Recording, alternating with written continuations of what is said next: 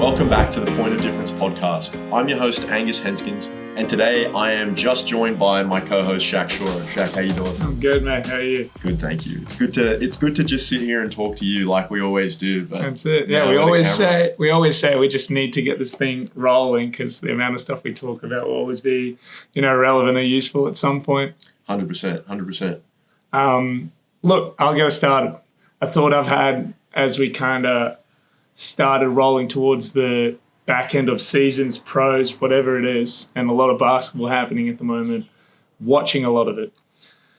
What do you think is the biggest difference between right now, like coaching at the pro level, playing at the pro level, and coaching at the elite junior level through that path? What's the one thing that you think that's the difference, like in terms of the play?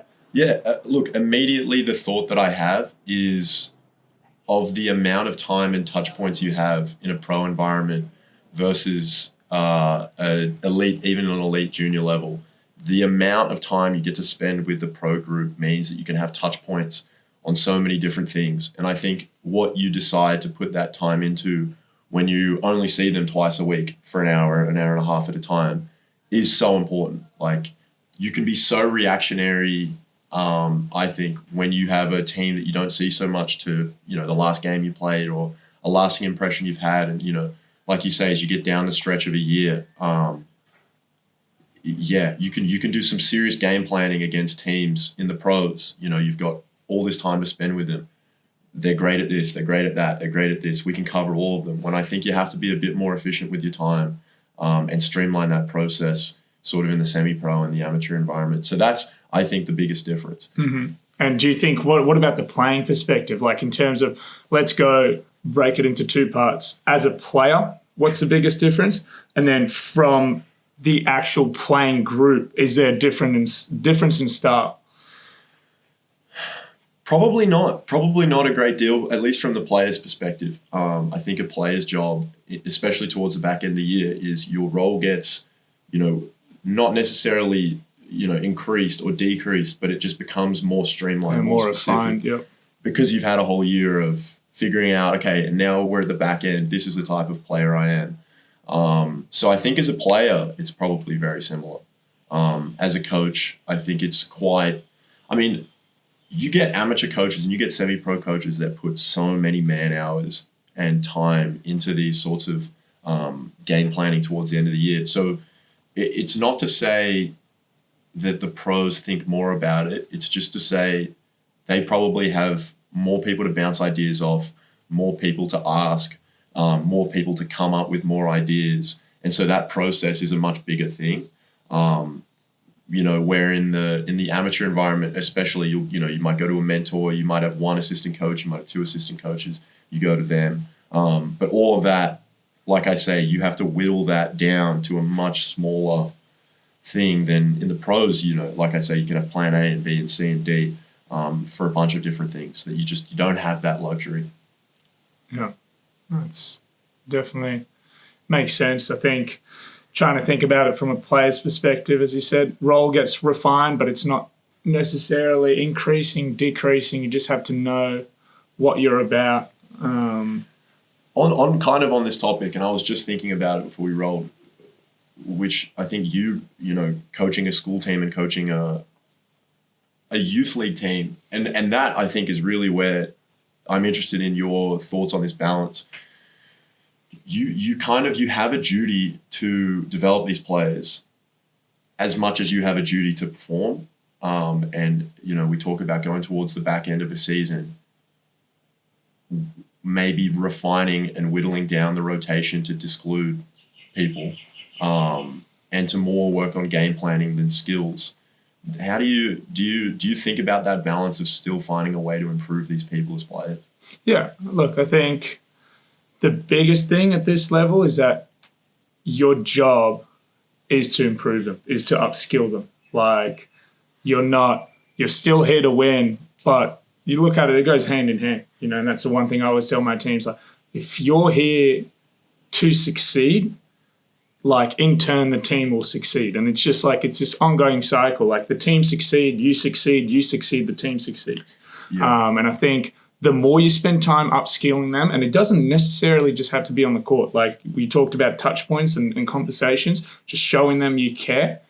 The more time you spend doing those things, the more, I guess, those conversations or that bit of the season gets not easier, but it's more understandable. Like players kind of understand where they are and know, okay, even if I'm not playing, I'm still here to get better. I'm still here because, but these teams are very good. Like I could be going to play a heap more in a different team, but this is the decision I made. Like I'm here to get better for the sake of getting better. If we're talking about these schools teams, youth league teams, even the NBL1 teams, players then head off to the next step in their development, college, pros, whatever it is.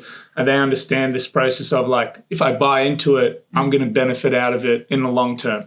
And while, look, whatever's in front of us for people like us and players, like you want to conquer, you want to win it, you want to, achieve everything you want.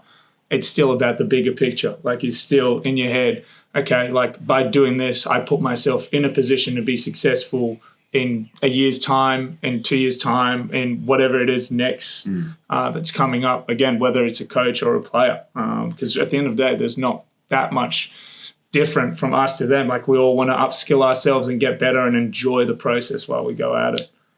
Yeah, and that isn't always a given that the players do want to do that. And like committing to a team as a player is a huge like physical commitment, a mental, emotional like engagement, and your time. And so people don't want to feel like they're having their time wasted. So I guess maybe like you say, people towards the back end of the year, if you're not going to play so much, well, how can you get something out of these sessions? And if these sessions are just doubling from the baselines, just working on something scout related, I guess it may be difficult for these people to find some sort of purpose. But you say, and I think this is a really important thing, is you want people involved in your group that they have ambitions to go on to the next thing. Yeah. I want to go play college. I want to go play NBL1. You can be confident that person's going to kind of work through these types of things because they're not just content or content being done with the sport after this season. And those people exist. Those people should be on teams. But it's always good to hear because you know that they're going to have that sort of intrinsic motivation. Yeah, for sure. And I think the difficulty is, and I mean, look, you see it everywhere too, is that like it's all a balancing act. Like even the pros that come and play here in Australia, I mean, almost every import is now, as the season finishes, is looking for a different contract somewhere else. And if we were to take it down a step in NBL1, like, yeah, some players just play NBL, WNBL, then go play NBL1. Then you take it down to the junior level, you're playing at your junior club, at your school, at a state program, probably while trying to pursue this college thing. So it's like all of it is a balancing act. And how do you, as a coach, I guess, and a player, find the most out of every session? You're like, I'm here to get better, but you're saying that about 2-3 times a day, wearing a different shirt. You might be doing the same things. You might be doing something completely different. But yeah, and it's becoming more and more visible right now how, well, I wouldn't say overloading, but I think it's just like there's a lot of different basketball from a lot of different places, a lot of opportunities, but at the same time, it's kind of like, how do I keep my head like down and focus on whatever's in front of me? Yeah, let's kind of talk about that because Daniel Kickett talks to me about it all the time, how he reckons kids in Sydney are totally overloaded with basketball. You have heaps of commitment to school basketball, heaps of commitment to your reps, your state, whatever. And if it was the answer, you'd be seeing better players coming out of New South Wales. And that he references Melbourne, where he's from, where often the school basketball experience is very limited. It's very relaxed. And players aren't being, pulled in 7 different directions. What do you kind of make of that climate? Do you think that it's beneficial to these players? I think it is. I think, look, a lot of it is actually dependent on who you are as a person. And I think a big skill watching juniors go through this is the ability to say no, the ability to learn how to prioritize is 2 really, really important skills that are probably more prevalent right now than ever, because you end up going to everything and saying yes to everything. You get injured, you fall out of love with it, you just get stressed, overloaded. But if you can balance it, if you know how to pull your weight. And I think like periodization is something that is becoming, more relevant to these kids. Like, okay, I know that rep season goes, we start March, you finish in August, then school season's practically the opposites of that with a state campaign or whatever it is, NBL1 in between. I think learning how to schedule and how to stay on top of that and be really committed to that has a lot of benefits. But I totally understand where like a guy like Kix would be coming from of like, that's a really difficult skill, let alone at the age of 15. Yeah. And then you see so many that struggle with it. Yeah, and good to develop that skill. Yeah. But it's a lot of hours. It's a lot of hours, and there's wear and tear. There's lots of players that then have these sorts of injuries. I guess my follow-up would be, how have you as a coach managed players who prioritize other things over your school basketball? I think it's hilarious because like the experience I've had is like I'd be coaching the same players at one place. We'd both then see each other later in the afternoon just wearing a different shirt. Yeah. Like doing something else, but it's the same. I think it's tricky. I think being really honest and open about it and just understanding like, okay, whatever's coming up in this week is more important than the other. And just like, as I said, if you're an honest person, if you communicate well and if you're upfront about it, you're going to hear some no's and be a little disappointed sometimes, both as a player and as a coach. But you'd rather do that than the flip side of like, A, I don't communicate, I don't rock up. B, I just get injured, like, or C, like everything just falls apart, and like, your relationship with the coach, your relationship with a player just breaks down, So it's difficult. It's difficult. But I think there's definitely a world where everything coexists and flows better and benefits kids better. To tell you when that's going to happen, like how clear would that be? I don't know. But I definitely think it is heavy, but it is getting clearer. Let's talk hockey subs. Hockey subs, okay. So I'm interested. Yeah. I'm interested in hockey subs. I've read about them. I have listened to podcasts about them. Especially from Thomas Isalu, whose name I will butcher. Playing a bunch of guys, relatively even minutes, especially a bench, but even your starters, not a whole lot. To focus on intensity and to focus on transition, being able to run the floor. And I don't know, I guess I feel like teams that I coach often have lots of depth, and I usually rotate 10. But I don't know that I get the most out of having that as an advantage. And so I want to try it. I think there's some obvious drawbacks. So, okay, let's talk about that. How do you sell that to a player? Because if I'm a starter that is used to playing 32 minutes and all of a sudden I get dragged after 3 minutes, 100%. It takes the right type of player. Mm-hmm. We know players that don't respond well to that type of subbing, I'm sure. I'm hoping that winning is the ultimate sort of arbiter of that. Like, if we're winning games and you're playing 20 minutes versus 30 minutes, I hope that you're still happy. I think that mentality, like if you look at Illawarra this season and how successful they've been, they have a very similar team to the year when they went 3-25. And I think after that, they saw success as it's us against everyone else versus it's Dan Greeter versus Hyunjung Lee for bench minutes. It's just like, we are a basketball team that want to win games, and it doesn't really matter where the points, where the minutes, where any of that comes from. How do you think you establish that then? Is it because it's probably bigger than like film and the actual basketball of it? It's like, how do you establish I love this. You talk about a team first mentality. You hear it in so many teams. Like almost every coach would be like, oh yeah, we're a team first. And it's like, no, you're just a bunch of like individually talented players and everyone's here for whatever reason. And it's like, how do you actually establish something like that? And again, we talked not at the pro level where you see each other every day and you're like practically a family whether you want to or not. How do you establish that when you see your players twice a week? Great question that I don't have the answers to. I am working on it. The first thing I've done, though, is at trainings when I'd practice a concept and I had 10 guys, even if the concept would make more sense to sort of just do like, okay, let's say it's a side pick and roll. We're talking about a hard show. I want to rep tagging the roller. So you can do that drill 4-on-4, but since I have 10 or since I have 12, to avoid more people sitting out, I'll play 5-on-5. Yeah. I'm just throwing that extra corner guy. Yeah. But now what I've been doing is I try and load teams up with subs, and I try and have them sub after every possession. Yeah. Every possession. Okay, if you score it, maybe you don't sub the offensive team, whatever. But get them used to, I'm subbing in, I'm subbing out, and then I'm subbing back in. Because I think players don't mind being subbed out.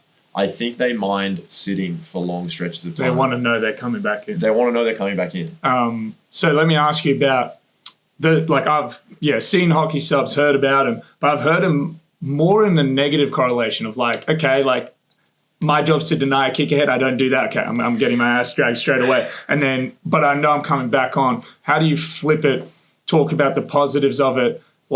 Okay, coach put me on. I know if I run hard, if I do my job, I've got a 3-minute spurt in me. I've got to give 110. I'm out for 3 minutes and I'm back in for 3 minutes. How do you, what's the flip? What does that look like? So I think the sell for the bench player is very easy. I think the sell for the bench player is you're going to play because I'm going to take out the starters probably more than I should. Yeah. So I think that you can kind of put to the side. Mm-hmm. I think they will be much more excited for it. For the starter, that's a really good question. How do you sell it to the starter? Hey, you're going to play less. Okay. You have to accept playing less. And I think if you explain to them about intensity equals high performance equals success, people are going to see you as a winner, all that type of stuff. Again, I don't know the answers. I hope that is a winning method. And this is this preseason more than any preseason for my youth league team. I have thought of, God, I wish I had this in July. Like when you're in July, you go, God, I wish I had a team that did this. God, I wish I'd worked on this. Now I have that opportunity to sort of set these expectations, set these goals, and I'm getting a little greedy with it. I'm like, I'm going to do these things that I know at some point down the line I'll wish I had done. Yeah. Let me throw another kind of concept that's become really popular is the fake starter, the false starter, the false nine as they call it in football, where you're playing a position that you're not really supposed to be playing, I guess, in a way. You're starting a player that might not be your top 5 player. You're starting somebody knowing you're going to pull them off. Talk to me about that. That's an interesting sell as well, I think, to the players. I think, I'm going to sound like a broken record, I think for the player that's starting, it's an easy sell. You can say, hey, you're in there to blunt up whoever it is that you're playing against so that he's either tired or subbed out by the time we sub in blank. So I think it makes the most sense when it's like Mason Peatling for Illawarra, and you have Darius Days on the bench, where it's I'm a tough player. All I'm going to do is knock you around, rebound, play hard, and then the finesse guy, the scorer, comes in after me. I think that is when it makes the most sense. So how do you sell that to Darius Days? Hey, you're going to not start. You've come, you're an import in the NBL, and you're not going to start, but you're playing a really important role for us, and this is how we're going to find you shots. And maybe that's it. Maybe it's, hey, if you're in the starting group with Trey Kell and Tyler Harvey, you won't get so many shots. Yeah. You with the bench group, will run actions for you or whatever it is. I think I've experimented with it for the last year, and seriously, I've had great success with it.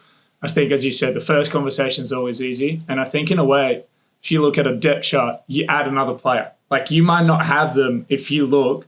We're talking heading into finals and all of that. They might not play if you don't start it. They might not come on. This is literally where, you coming on, you might start the first 4 minutes. Don't know if you'll have another 4 minutes even in the second half or even at all, but you know you're playing. You're a starter in your head. I think the other conversation, what I found really useful is, you can be our leading scorer, leading scorer in a team coming off the bench. You're playing against the other team's second unit, and the ball's in your hands for the majority of it. Yeah, Like, and again, rather than being like, oh, I have to share, like, and it's really difficult. All of a sudden you have another scorer in your starting group when you have 2 or 3 other ones. What does that look like? You almost flip the script and make it like, oh, I'm the dominant player right here when I come on. Like, I know I'm going to find my shots. I know the ball's going to get to me. And I've had, like, I'm not going to name names or anything like that, but the players that have had that have had really good success. For my last year of coaching, like, well, we won a couple of, whether it was school or youth league or even NBL 1, we had that. Like, yeah, it's really, really, really effective. So how did you sell that? How did you sell that to the bench players? Is that what you did? You said you're going to have the ball in your hands. We're going to run. Well, I think look, a part of it was like timing's a great thing, and like they happen to be the younger ones that are like really talented, and like they know they're a top 5 player, but it's also like, look, there's more senior players or whatever it is that we've kind of chose to go with, and it doesn't mean anything. Like it does, you're playing. You look at the minute spread at the end of the game, you'll probably be in the top 5. Like that doesn't matter. You just have to kind of adjust your mentality to, okay, I'm really aggressive when I come on because I know ball's going to find me. And as the game goes, you're probably also in the closing group, and then that kind of shifts. Okay, like I got to know what my job is when that starting unit is back on the floor and I'm with them. Okay, so how about this? So when I was playing in youth league, we had a player who we had a shortage of bigs basically, and he was starting at the 5. And there were a few games where he would start and then not come back into the game. So he might play a 3 or 4 minute stint or less, and then not come back into the game. We thought he was a loser. Like, as a group, we were like, what a bum. Why does this guy keep starting him? And then correctly identifying that he shouldn't be playing the rest of the game. That was wrong of me to do, and it was the wrong of the team to do. Yeah. But it's kind of a natural. Oh, at that age, of course, you're not thinking that. Yeah, you're not thinking any deeper than things out probably at that age. Like, but that's bad for the team. That's bad that those conversations are going on. That's bad for the team. Mm-hmm. Is there a way to coach that? Is there a way to control that? Do you get up at practice? Hey, everyone, this is why I'm. And then everyone goes, oh, okay, he's not just a bum. He's I think that piece that you start has to be a culture person. Like, there's got to be someone that everybody like gets along with, and like, I think that helps it. Like, no one really, even if they do think it just stays inside. Like, you wouldn't talk about it. Somebody that what I found the most success with is like what you're about as a team, what you're about as a coach. That player shows it. Yeah. They might not be the most talented, but they kind of display what you're about at the best of their ability, like to the best of their ability, and no one's ever going to question that. Now, whether they're good enough or not might be a different thing, but because everyone has so much respect for that player, things kind of take care of themselves. So it has to be a pretty specific type of player. For sure. And it doesn't work for everybody. And, we're saying we had success with it. Another team might try it, and it's just like, man, those 4 minutes, like, you end up being a really bad starting team. Or like you end up like that player fights in his head because inside they know they're not good enough, but they're still there. And it's like, what am I doing here? So they definitely can go about it. You can go about it 2 ways, I reckon. Yeah, I don't think it ever was like meaningfully good from memory. It never like you were like, oh, good tactical choice. This has worked, and maybe that's the bottom line. But maybe there's a bit of chicken or the egg there where we all disagreed with it. It didn't work. We all disagree with it. It didn't work, and it just kind of, I don't know. That the false start is a very interesting one. A very interesting one. The thing we talked about this a lot with the Kings this year, is if you play a false starter at a position, you play a false starter when they wouldn't normally be in the rotation, you sort of de facto bury the third. Let me do it like this. You start your 11th guy at the 3. Your starting 3 is now your Darius Days, plays those big minutes off the bench. The third stringer, who should be your second stringer, then misses out. It's tough to find that person minutes. Yeah, I guess from what I've heard with those experiments, you try and split the second and third rotate, like you try and split their minutes, or you try and go who's playing better on the day. But yeah, that requires a lot of like to be mentally resilient, to be like, I might have a DNP for 2 weeks straight, and then if I play well in the 5-minute span I get on, and you know, like we had Robbo, like you heard what that was like in a way. And that's very interesting. I think it's, yeah, you'd love to be in a world where everything just makes sense and you don't have to revert to those things. But I feel like, unfortunately, that's not reality for most teams. Like, how often do you just get a clean run at things? Like, almost never. Like, injuries disrupt things. And, yeah, I guess people's personalities, attitudes, even at, like, the rep junior level, like, you still have things you got to manage, and you still have stakeholders at whatever capacity and whatever they look like. You still have people that you're trying to, like, not please, but do right by in a way. For sure. Yeah, and I guess that takes its toll on whatever that looks like, on whatever the depth chart looks like over the span of a year, like over the span of a season. Subbing. We've been talking a lot about subbing. We've been talking about false starters. What do you base your rotation on? Is it performance or is it predetermined or? First couple is usually you have an idea going into it. But yeah, if someone gets hot, you let them, you kind of have to adjust accordingly. Having, I think, like your first two probably, and knowing roughly what time slots like you're looking to get them in. And I've been a massive fan lately of like the earlier the better. Like I used to be like kind of like halfway through the first, and then you just end up kind of either sitting too long or not enough. Like, you know, you're either getting subbed off after 5 minutes, you're gassed, or you're waiting 5 minutes and it's too long. I found like waiting 3 minutes, making the first sub, and telling those ones you pull off that they're still seeing action the first, like towards the back end, has been really successful. But yeah, somebody getting hot, like I think of me as a player, like I'd hate to be subbed off. I know you made, what was it, 5 threes the other night, local comp in a row, and then you sub yourself up. I could not believe that. I had to. No, that's ridiculous. That's just ridiculous. No. We were playing a mixed social comp. No one has to know that. And I hit 5 threes in like 10 minutes, and people go, boo, stop shooting. And I'm like, yeah, all right, I'll sub out my bad. You shoot more. Dude. You shoot more.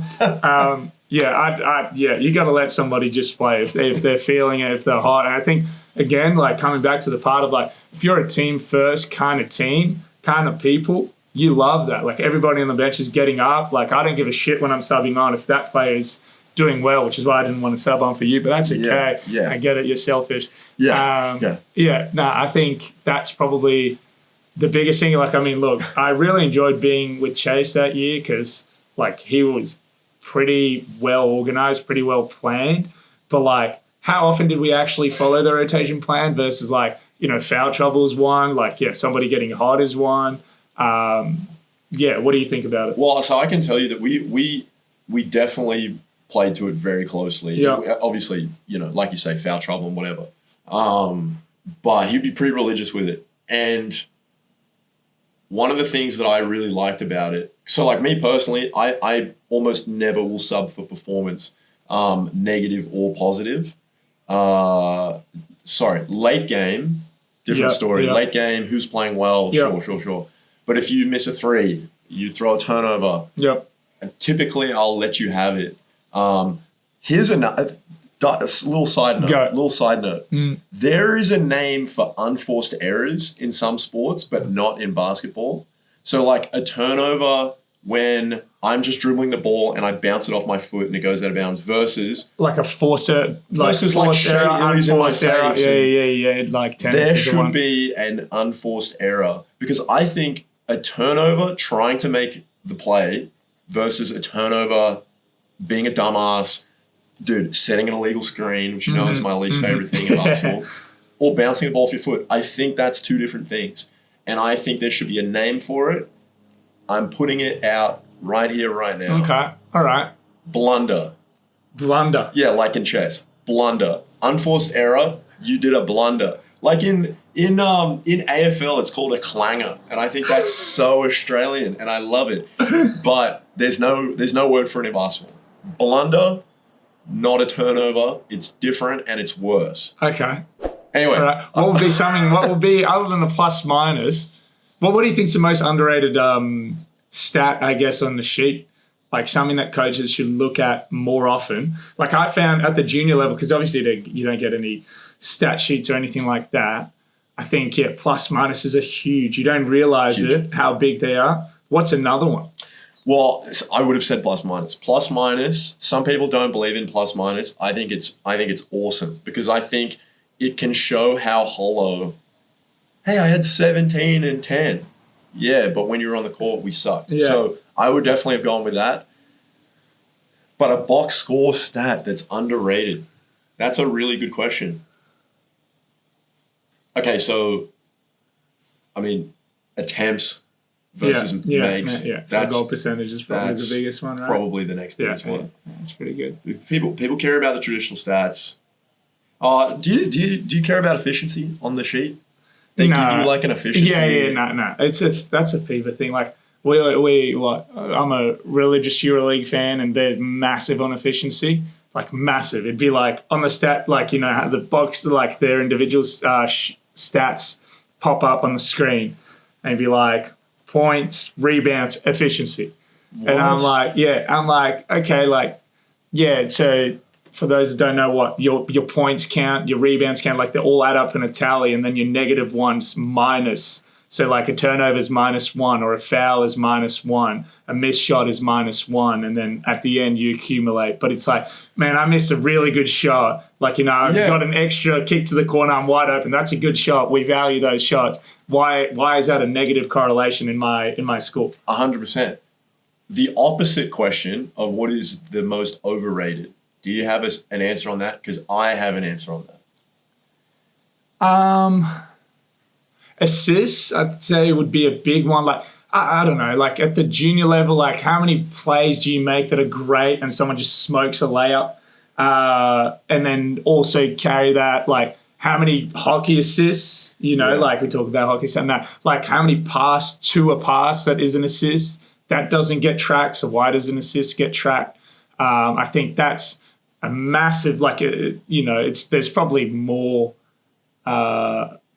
better ones, but I guess assists is a pretty big one that like usually players are like really big on. And I'm like, there's so much that has to happen out of your control for it to be counted as an assist. Like you can make the right plays 10 times out of 10 and have an assist on 4 of them. Not all assists are created equal. Yeah. I was looking for clips earlier this week for Isaiah Liafa. One thing he does really well is he's quick out of the corner, turns the corner, and when the defense collapses, he hits the open man.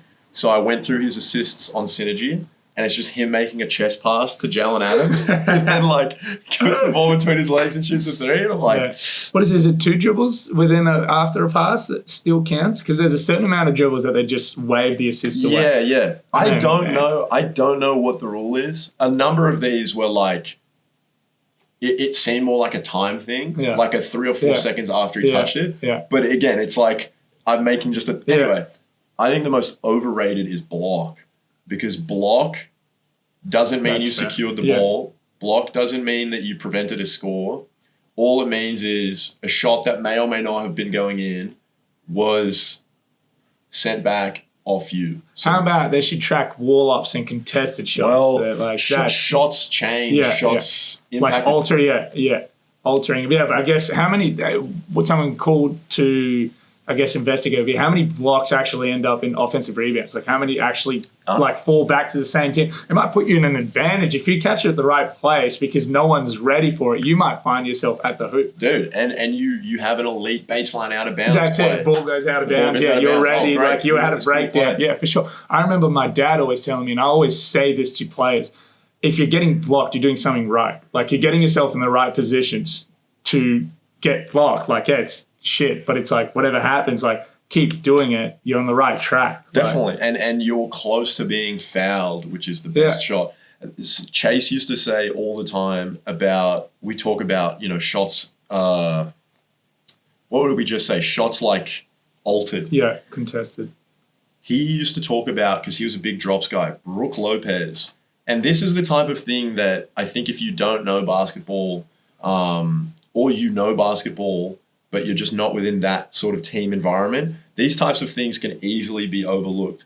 But he said Brook Lopez was the best at contesting and being able to secure the ball. Like, not blocking shots, contest the shot, alter the shot, and also secure the ball. Yeah. And that's body control, and it's balance. It's like, I'm not lunging to deflect a shot because then, okay, now I've got to lunge over here to rebound. Yeah. It's like, I'm in the right spot, I'm balanced, I can contest, and then I can, like, when he said that, I watched some clips, and it's just, when you have that in your mind now, it's so obvious that everything he does has been researched, has been drilled, has been sort of developed over a series of time to make it as efficient to the outcome that he wants as possible. And I think it's a really interesting thing. A good question sent to us by Erica Finney. Shout out, Rico. Dealing with slumps, I guess, well, you could call it shooting slumps. That's probably the one that we like instantly think about. But playing slumps, how do you bounce back? What are some methods on the court, off the court, that you can use to get out of those? Okay, so shooting slump, I think the advice that Robbo gave in that chair about how to become a great shooter, what does it take, I think that's the best advice that I've probably ever heard about it, which is you do what makes you feel confident to shoot. 100%. And I've seen Daniel Kickett may need his jersey here. I talk about him all the time on the show. Good guy. He is the best shooter I've probably ever seen. And he would come out on game days for his shoot-around block, his time. He gets 10 minutes to just shoot with a coach and whatever. He'd come out for 3 minutes. He'd make 20 in a row, and then he'd go back in. And that was it. And it wasn't like, because what players do, they'll do it off a handoff, they'll do it off a pick and roll. He would just literally inchworm, make one, inchworm all the way around, or not even all the way around, just like a little bit, and then you go, all right, I feel good. Okay, but let me challenge you that. That's like Kicks at his prime, knowing exactly, like we're talking about, back to Robbo's point, and again, can't stress enough how good that was to go back and watch it. But like, he knew exactly who he was about and what he was about at that point in his basketball playing. But what about when you're younger, or I guess like haven't had as much experience? How do you find the solution? He would have gone through so many slumps before that to know exactly what that looks like. So I guess what I'm trying to get at is it looks different for every person, because we might sit here with someone else that says you need to rep out. Like, if you feel slumped, like if you feel like you're in a slump, you go shoot 1,000 a day. So that's why the advice is so good. What do you need to make you feel ready to shoot? And if that is shoot 1,000 shots, if that's I can't go until I've made this many in a row. What if you get told to change your shot? Because I know these scenarios. Let's talk about that. God, I'm having this at the moment. I have an elite shooter, and he's changed his shot, and I'm trying to get into his head about why. Yeah, why would you do it? Yeah, and his was, no one's told me to do it. I'm not really consciously doing it. It's just sort of happened, and I'm like, oh, that's not a good sign. Yeah. I am from the you should almost never change your shot after a certain age. I'm so for it. I like it. And then if you had success doing it and you've repped it out like hundreds of thousands of times. Sorry, you go. So read this book recently called The Inner Game of Tennis. Heavily recommend it to anyone listening to this. Pretty much talking about what does peak performance look like for athletes. And I guess they're related to tennis, but you can very easily relate it to any sport or anything in your life. And what they say is that you almost divide yourself into two different selves. The self one that critiques, criticizes everything they do. And the second self is the one that just focuses on doing.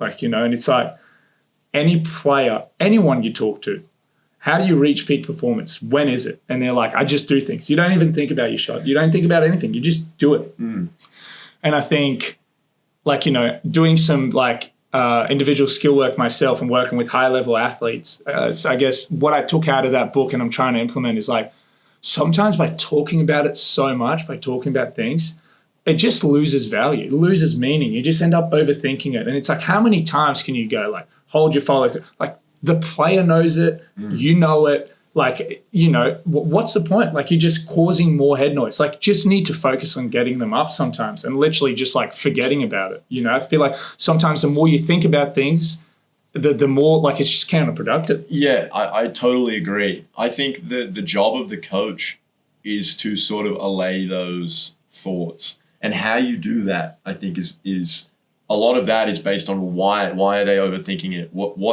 Like, why would someone change their shot?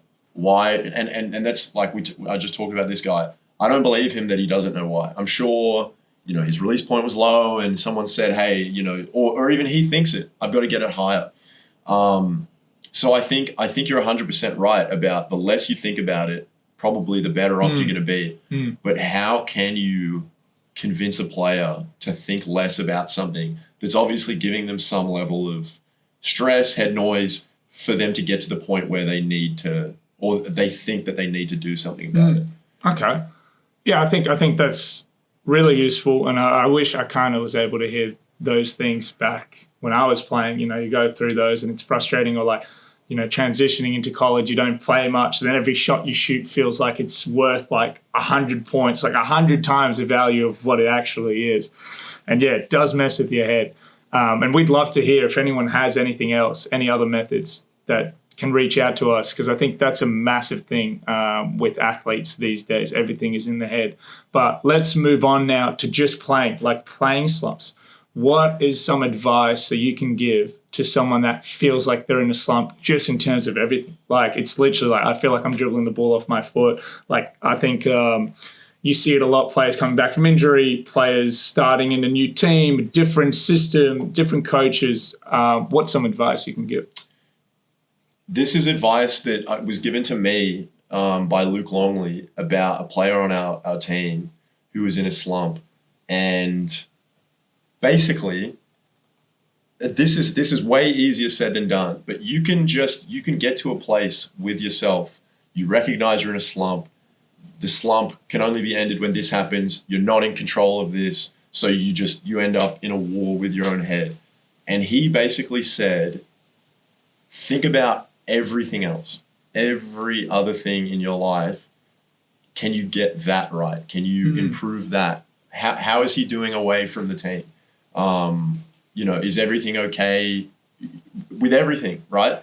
And if you can address those sorts of things and start kicking some goals with those things, either the basketball doesn't seem so much of a problem and then it just naturally dissipates, or you're in a better place to attack whatever is the problem in your slump. If you feel good, it's like people that get up early and get nice bars. It's like you feel better. You feel more willing to attack the day after you've done that. Yeah. So I like that. I'd say I definitely didn't think about it from that perspective. The one I had jumping to mind is like, go back to what works. Like, simplify things. Like, take it a step back, 2 steps back. Like, all right, what can I do? What's in my control? Like, you can always set good screens. You can always rebound the ball. Like, you can always run hard. And those things, like, we're literally talking about 3 things that don't even really involve the ball other than going to get it as a rebounder. But yeah, those things, like being able to get through screens, like those kind of things are, and we talked about stats before, none of that really shows up in a stat sheet, but you can finish a game and be like, I tick these off, these are good for me. And I think those are really evident in tournaments. Like, you look at like state teams and all of that, it's such a hectic week, like, or even like NCAA, all of that. It's such a hectic week, and sometimes you just need to simplify things and think about, okay, I might not get as many shots as I normally do. Like, my role changes here because I'm the best player in my local like association or my school team, and all of a sudden I come up to this next level and I can't do as much. So what are things that I can control? And I think, yeah, it's definitely, it's an adjustment, but it's something that can really change your perspective on your playing and kind of drag you out of the mud in a way. This is why I would also say, if you can, try your best not to be a one-dimensional player or a one-trick pony. This is why I have so much respect for like the Kyle Korver, JJ Redick types, where, God, you can just like, you can go in a dark place if you can only do one thing and you can't do that one thing for a time. Shots, and oh my God, because you're right. The best advice is, you know, someone like Tyler Robertson, where you're a shooter, but it's not your entire game. Like, that's great. I can get to the foul line. I can play defense. I can do all these other things. If it was just threes or just one thing, like, you'd be so noisy about it. So I agree. Focus on what you can control. Focus on other things and get that right. All right. Well, thank you very much for listening. Now you know what it's like to get dinner with Shac and I, like our girlfriends, and just listen to us Cool partners. talk absolute nonsense. Thank you very much for listening. Appreciate it.